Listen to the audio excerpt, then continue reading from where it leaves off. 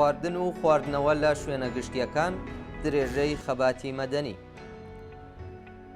بەشێک لە میدیاکانی کۆماری ئیسلامی لە قەولی یادداشتی کەسێکی حیزبوڵڵاییەوە کە ئێستا بووەتە مامۆستای زانکۆ نووسیویانە کە کۆمەڵگا شاهیدی گەورەترین ڕۆژ و خواردن لە مێژووی کۆماری ئیسلامیدایە. ئەو ئەم بابەتەی گەڕاندۆتەوە بۆ بایەخ پێنەدان بە ڕەمەزان لە ناو دەوڵەت و هێزی دادوەری و خوازیاری دەستگیرکردن و لێپێچینەوە لەو کەسانە بووە کە بە ڕۆژوو نابن. هەروەها ڕوو لە بەرپرسانی حکوومەت دەنووسێت پێدەچێت زانیاریتان هەبێت سەبارەت بە ئاسایی بوونەوەی ڕۆژ و خواردن لە وڵاتدا و دەزانن کە هیچ کام لەو کەسانێک کە بە ڕۆژوو نابن هیچ گرنگیەک بە قسە و ڕاستپاردەکانی ئێوە نادەن.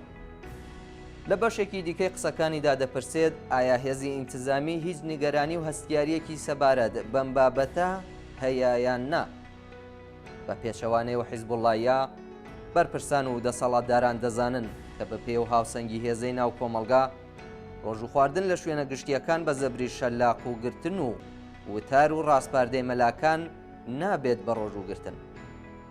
هەر بۆیە ئەوان جگەل لە گرتن و لێپێچینەوەکان لە ژێر ناوی بەربانگدا ڕێگاگەلێکی مفتەخۆرانەی پڕهەزینان وەڕێخستووە. ڕاگەیەنەرە فارسی زمانەکانی دەرەوەی وڵات نووسیویانە بۆ پێدانی 10 ڕۆژ بەربانگ لە تاران 270 ملیار تمەن بۆ ڕێکلام و ئامادەکردنی خواردن و دابەشکردنی 200,000 ژەمە بەربانگ تەرخان کراوە. لەم بودجەیە تەنیا 20 ملیار تمەن بۆ ئامادەکردن و دابەشکردنی خۆراک خەرج کراوە، ئەوەی دیکەی بۆ ڕێکلام و گیرفانی مبارەک خەرج کراوە.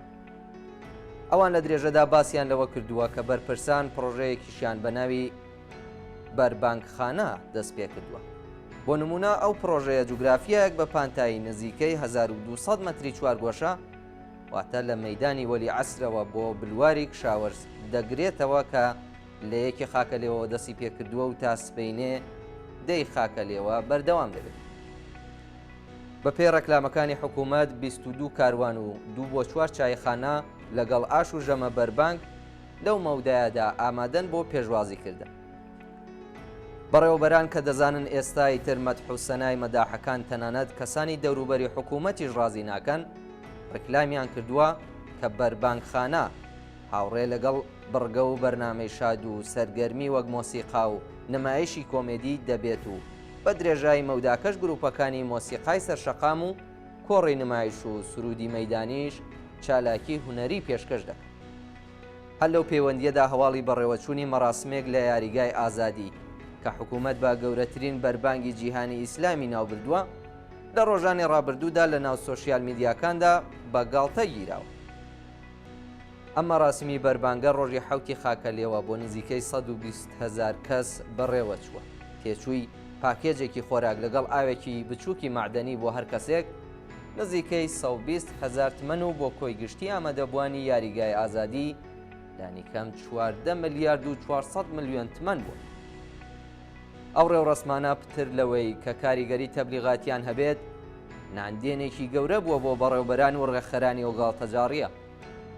بەڵام ناندێنەکەیان تەنیا و ڕێوڕەسمانە لەخۆ ناگرێت بە لە بەرچاوگرتنی واقعیەتانەی کە بەرچاون و هەروەها و زانیاریانەی سەبارەت بە ڕەهەندە بەربڵاوەکانی گەندەڵی لە ناو حکوومەتی ئیسلامیدا بەردەستن والێک دەدرێتەوە کە بەرپرسانی دادوەری و ماموران وەک ناندێنێک سەیری بەرەو ڕووبوونەوە لەگەڵ خواردن و خواردنەوەش دەکەن.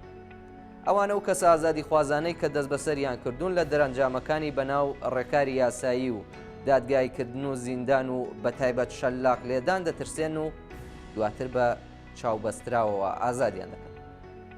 کارناسانی کۆمەڵایەتی ئەم گەورەترین شەپۆلی ڕۆژ و خواردنیان لە مانگی ڕەمەزاندا وەک پەیامێکی ڕوونی هاوڵاتیان و لایەنێکی دیکەی ناڕەزایەتیە سەراسەریەکان بەرامبەر بە حکوومەت هەڵسەنگاندووە. بە بڕوای ئەوان بە ڕۆژوو نەبوون هەڵگەڕی ئەو پەیامەیە کە ئێمە حکوومەتی ئیسلامیمان ناوێت. بەڵام تەنیا هەرەمەش نییە، بەرپرسانی کۆماری ئیسلامی بە پشتبەستن بە ئیسلام و یاسا و ڕێسا و بۆنەکانی سەرڕۆیی و ستەمکاریەکی وەهایان بەسەر کۆمەڵگادا سەپاندووە و جنایەتی وایان ئەنجامداوە کە زۆربەی هەرە زۆری جەماوەریان لە مەسهەب بێزار کردو. ئەم بێزاریە لە ئاگرکردنەوەکان و سەماکردن و هەڵپەڕکێ و لە ڕێوڕەسمە شکۆدارەکانی نەورۆزدا کە بەبێ لە بەرچاوگرتنی مانگی ڕەمەزان بەڕێوە چوون بەڕوونی دەرکەوت.